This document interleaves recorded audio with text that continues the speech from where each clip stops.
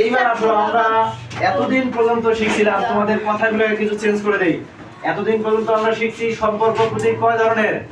কয় ধরনের বলো তো? 6 ধরনের। 6 ধরনের। সম্পর্ক প্রতীক কয় ধরনের? 6 ধরনের। প্রথমটা হচ্ছে এইটা কি, এই চিহ্নটার নাম কি? বড় নাকি ছোট? বড় নাকি ছোট? বড়। এইটার উল্টাটা এটা কি হবে? বড় না ছোট? ছোট। এইটা কি? এই তিনটাকে যদি আমরা ক্রস করে দেই, বড় নয়, ছোট নয়, আর এটা হচ্ছে সমান নয়। আমরা এটা ক্লাস 2 3 4 ইভেন 5 এও এটাই শিখতেছি যে গাণিতিক না, সরি, সম্পর্ক প্রতীক কয় ধরনের? 6 ধরনের। এবার আমি দুইটা জিনিস এখানে এক্সেস করে দেব, সম্পর্ক প্রতীক 6 ধরন থেকে 8 ধরন করে দেব। এখন বাকি দুটোকে আমি নিজে নিজে তৈরি করব? নিজে নিজে তো তৈরি করতে পারবো না। তোমাদের শীটে এরকম কিছু প্রশ্ন দেওয়া আছে, চিহ্নগুলো এরকম হবে, এই যে বড় অথবা সমান, বড় অথবা কি সমান, আবার এটা হচ্ছে ছোট অথবা সমান।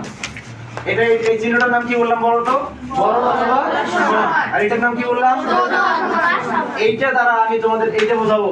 এখানে যদি 7 লিখি, এই চিহ্ন দেই এবং এখানে লিখছি 3, আমি যদি এই যে নিচের এই দাগটা না দিতাম, এটাকে আমরা কিভাবে করতাম? এটা কিভাবে করতাম? যে 7 3 এর চেয়ে বড়, 7 3 এর চেয়ে কি বড়। আর এই নিচে যদি এরকম একটা দাগ থাকে, তাহলে এটা করতে হবে 7 3 এর চেয়ে বড় অথবা সমান। কথা কি বুঝতে পেরেছেন? 7 3 এর চেয়ে বড় অথবা কি সমান। এবার বলো তো এটা কিভাবে করব?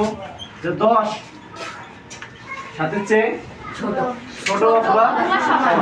এই যে দুইটা জিনিস আছে এক্সেস, এটা হচ্ছে তোমাদের পঞ্চম সেটের এক্সেস। ক্লাস 4 পর্যন্ত আমরা শিখছিলাম 6টা। এখন মেইন প্রশ্ন হচ্ছে, পরীক্ষায় যদি কোনো কারণে আসে যে সম্পর্ক প্রতীক কয় ধরনের, আমরা এখন কি লিখবো তাহলে? 6 নাকি 8? কত লিখবে? 8 তো লেখা যাবে না, 8 তো লেখা যাবে না। এখন তোমাদের ক নম্বর প্রশ্নে আছে 6টি, খ নম্বর প্রশ্নে আছে 8টি। এখন বলো কয়টা লিখবে? 8টি লিখবেন? 8টি লিখবেন?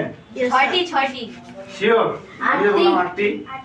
এখন ধরে নাও কোনো কারণে 8 নাই, তাহলে কত লিখবেন? 6টি। এইটাই হচ্ছে তোমাদের সব সময়ের জন্য সঠিক। তবে 8 থাকলে 8 এর গ্রহণযোগ্যতা বেশি। কথা কি বুঝছো?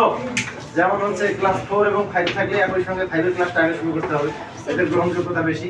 ঠিক আছে, তবে সম্পর্ক প্রতীকের এই 8টা কিভাবে হয় বুঝতে পারছেন? গুড। এবার আসলে আমাদের একটা শীট দেখি।